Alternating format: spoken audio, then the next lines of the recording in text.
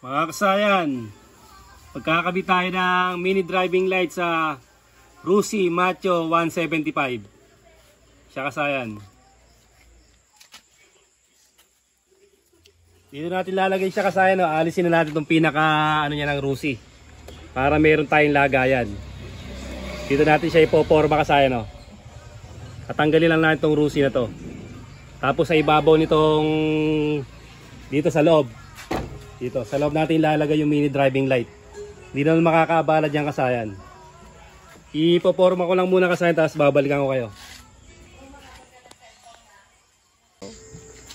Ito na kasayan, nakaporma na natin. Tanggal na natin yung ng Rusi.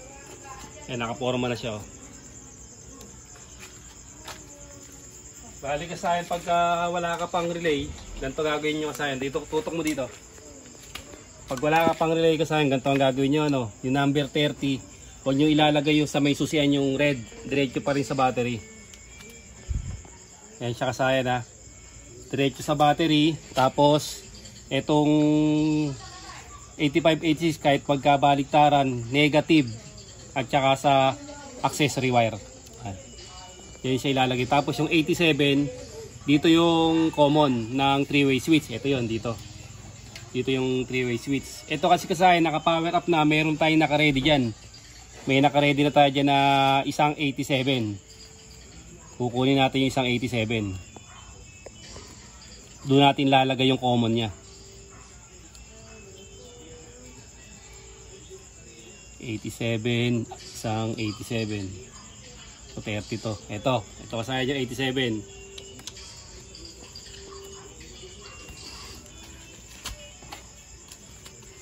Kahit ganito kasayan gawin nyo pwede parehas din ng pag-relay nito. Yung 87 lang yung gagamitin natin. Huwag yung sa gitna. Kasi ano yun, normally close, dapat sa normally open lang. Magpapagapang lang tayo ng wire kasayan dyan. Gamitin yung wire para siguradong walang umido. Yan, gamitin yung wire.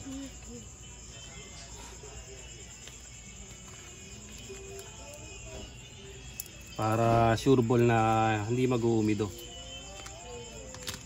Tapos kasaya pag balutan niyo siya ng ng electrical tape.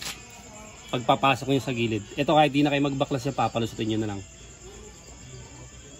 Kung gusto niyo baklasin yung tangke, pwede rin naman. Pero kung malalagay niyo naman siya ng maayos na hindi na babaklasin, pwede rin.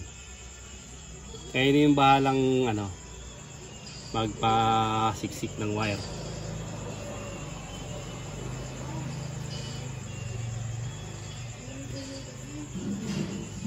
Ayan, halimbawa kasayan nilalagyan natin siya ng tape, titapean na natin siya. Kasi dahil positive siya kasayan, mas maganda na lagyan niyo siya lahat.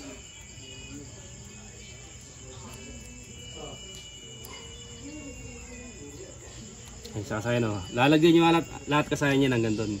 Siyempre para di tayo magtagal, mamaya ako lalagyan ng yan ng electrical tape hanggang dulo.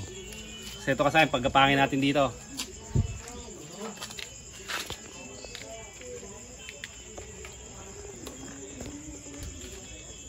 lalagyan natin kasayan ng allowance.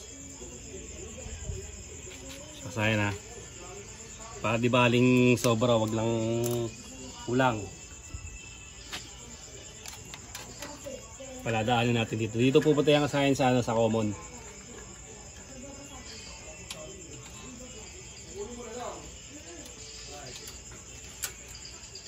Dito na rin siya dadaan dadaan na rin siya dito. Dito na lang siya natin isasabay sa sa hose. Automotive hose.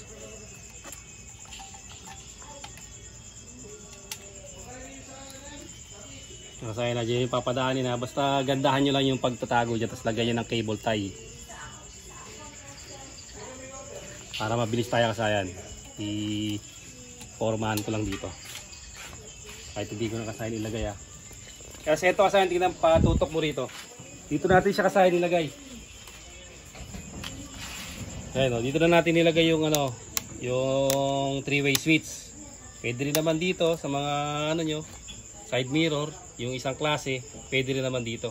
Kasi kasayan kung dito ko siya ilalagay, medyo malayo yung pagpipindutan. Malayo yung paglalagyan, no? Kaya dito tayo kasayan, ha. Yan. Ito yung sa may 3-way switch. Tapos kasayan, ang common yan, ito yung kulay red. Dito yung ilalagay yung galing relay.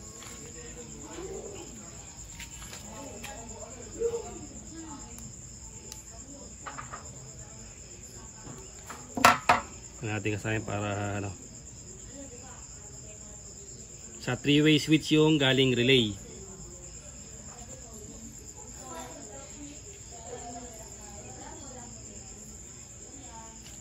May sa iayusin ko pa yan mamaya kasayan.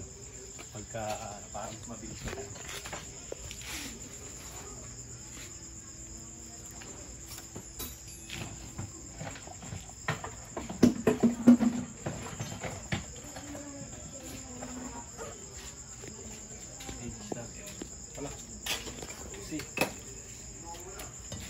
Ganun lang natin ito kasayan, ha.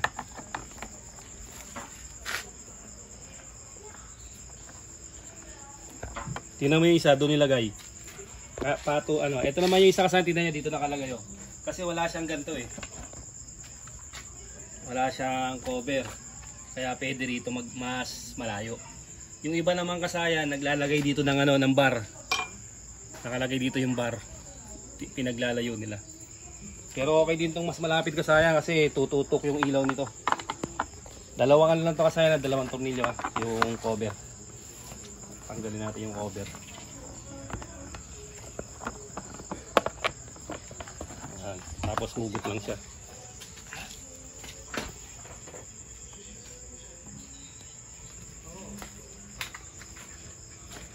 Ito siya kasayan, ha. Dito natin siya ipupwesto.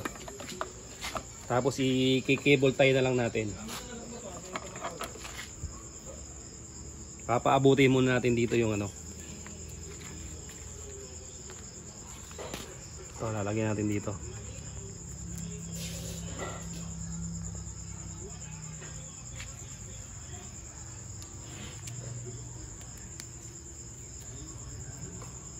Sa kabila naman. May pinaka ano naman yan kasayan, pinaka kontil naman yan. Kaya mas madali siyang maidulusot. Yan ang yung pinaka guhit na yan. Tutok mo kasayan na yun. Baka akala nila wala yung pinaka kontil sa may kanal. Para lusot agad, hindi siya mabungi yung ano. Siya kasayan, ha. Tatago naman yan sa pinaka ano niya, pinaka takip.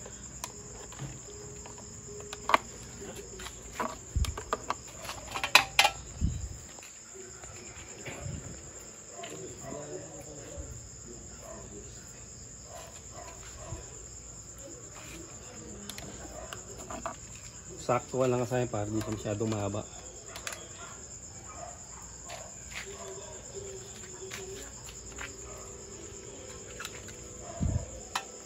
Dito lang natin kasi yung pasok pala dapat.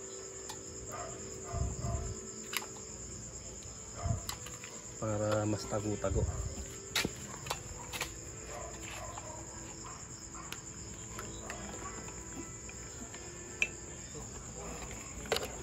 Dito.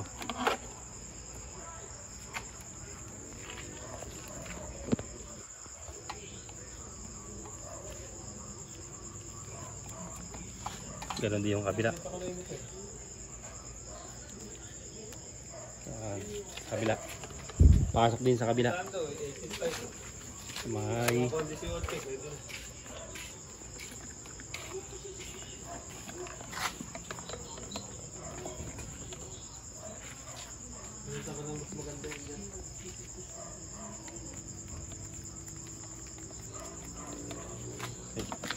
bayangat. Tapos hindi siya dadaan. Papasok natin sa loob.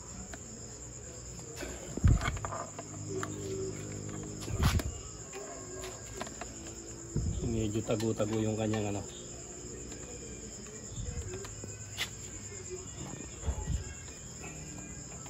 Ito kasi huwag masyadong mataas, kailangan medyo meron siyang konting allowance yung wire niya.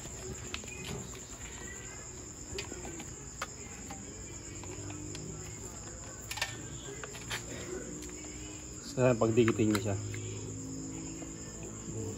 Bubuhol ko lang ito ng maayos kasayan, babalikan ko kayo. Ayan na kasayan, nai-porma na natin. Ito yung switch kasayan na, yung 3-way switch. Ito na siya ngayon. Ito siya nakaporma, tapos dito natin siya ilalagay. Naka-cable tie na yan kasayan. Dito natin siya kinable tie. Ayan. Para dito na nakaporma yung ating balas. Ito kasayan, pagsasama-samahin lang natin itong kulay na to. Pwede yung gamitan ng lighter kasayan na, lighter o kaya yung wire stripper. Kailangan huwag kayong magbabawas ng hibla. Para maganda yung Pwede kayong gumamit ng lighter.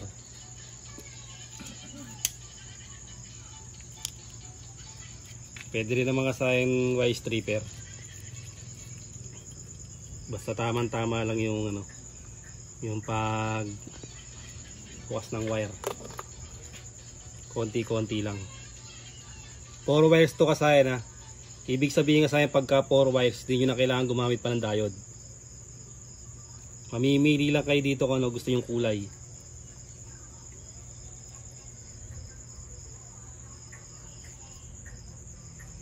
Ito kasayan yung yung white yellow.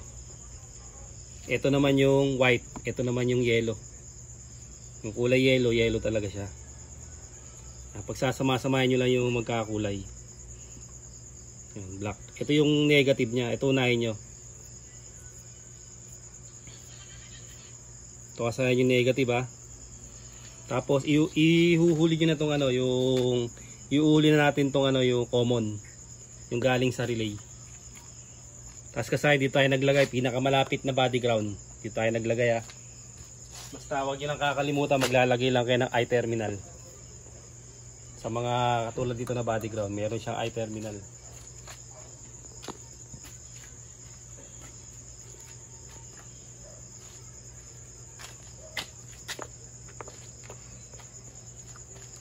Ito kasayan yung ground yan. Ilalagay natin sa body ground. Kulay black.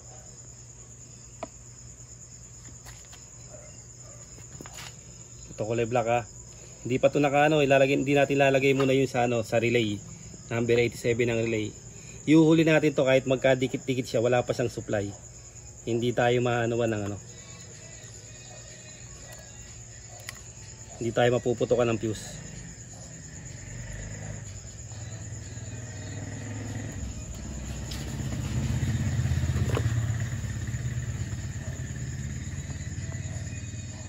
Body ground, yung natin, kulay black ground ng mini driving light.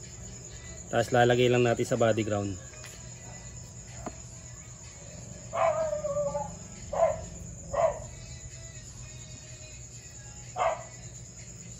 Painahan mo nga yung kaya natin. Si Dennis. Si Dennis. Pitulupin. Pitulupin. Painaan daw.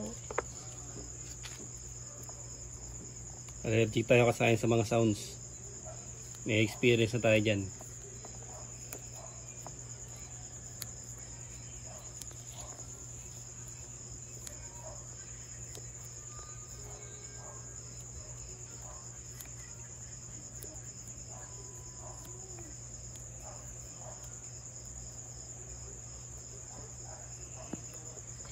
Ito kasayan yung yung high, yung kulay white. Solid white. Lalagay natin sa high ng sa high ng 3-way switch. Ito yung 3-way switch natin. 3-way switch sa high. Yan ito yung high niya. Yung black na may lining na white. Dito natin siya ilalagay.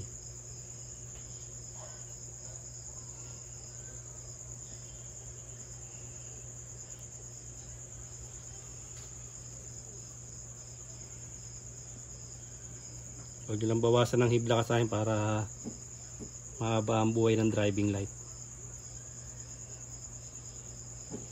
Saka yung paglalagay nyo, yung hindi siya maiipit para siguradong hindi magpalya yung ating ilaw.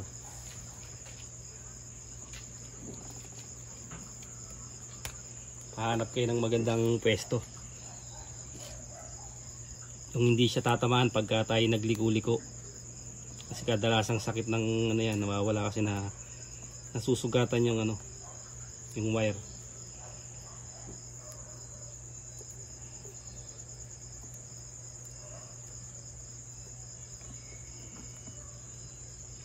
Ito kasi mamimili kayo dito. Pag ginamit nyo yung puti, white yellow combination. Pag ginamit nyo yung yellow, solid yellow. Kaya ito kadalasan kaya sa akin, pag maglalagay tayo ng passing light, hindi na natin kailangan ng diode. Wala nang diode na gagamitin dito.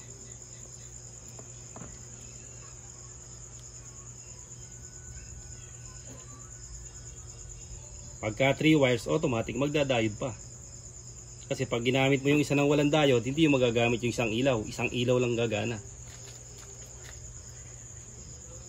Pangit naman pag isang ilaw lang.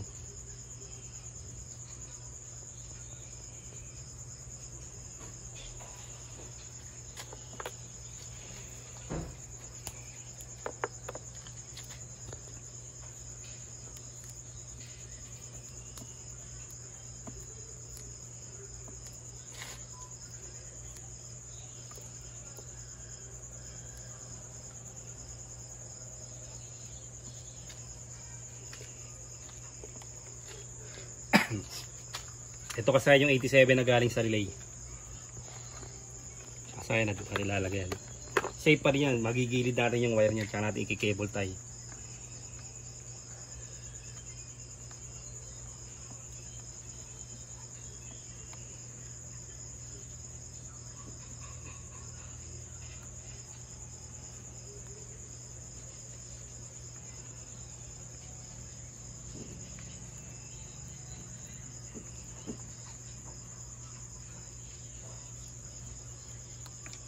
Ito kasayan, ito na yung pang ready natin sa sa passing light. Pag maglalagay kayo ng passing light, positive ng busina.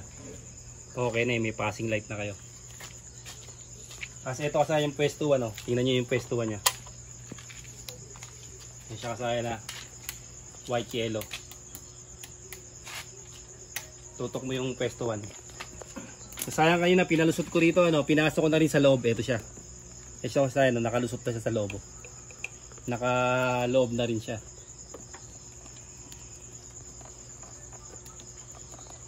Kasayan na, tingnan nyo to Pagka lumiko kayo, walang masasagian. Walang posibilidad na maputol yung wire nya, hindi maiipit. Ayan siya kasayan. Para makasurbol kayo kasayan, tatakpan ko lang to kasayan testing natin. Kasayan, testing na natin kasayan. Ito yung pagtutok nyo lang sa pader kasayan. Ito, sa pader mo lang tutok. Pagtatapatin nyo lang silang dalawa. Pagka napagtapat nyo na, yun na yung sentro ng ilaw nyo. Yan kasayan. So ito na yung ready nya kasayan. Ito, tingnan mo yung cable tie. Ito na yung forma nya. Ito na yung passing light nyo kasayan pag magpapassing kayo. Ayan. Yan yung ilaw nya kasayan. Pag mag-ayan mo, tumpak na yung ilaw nyo. Ayan. Pantay na siya. Ito na kasayan, testing na natin sa daan. Para testing na natin. Sige na.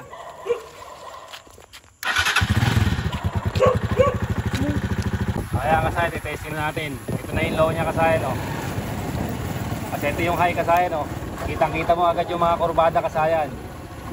Pagka kumukurba ka kasayan, kita mo siya agad. O yan siya kasayan. Low, high. Mga crossingan kasayan, makikita mo agad. Low, high. Makikita mo agad siya kasayan. Shout out nga pa tayo kasayan kay kasayan Archie Labadya. Shout out sa iyo Sir Archie Labadya. Kasayan ayan. High. Kitang-kita mo agad kasayan. Safe ka safe sa biyahe kasayan. Pag wala ka pang MDL, maglagay ka ng kasayan. Napaka-safe ito. Ayan siya kasayan Kitang-kita mo kaagad yung mga dead end kasayan. Kaya sulit na sulit dito yung yung ipang-install mo sa ilaw na to. Okay, passing ka pa niyan. Pagka naglagay tayo ng busina, ipapassing tayo. Ayan siya kasayan yung mga dulo kasayan, kita mo na agad Hanggang dito na lang mga kasayan. Salamat sa panunood. Kuya Rod.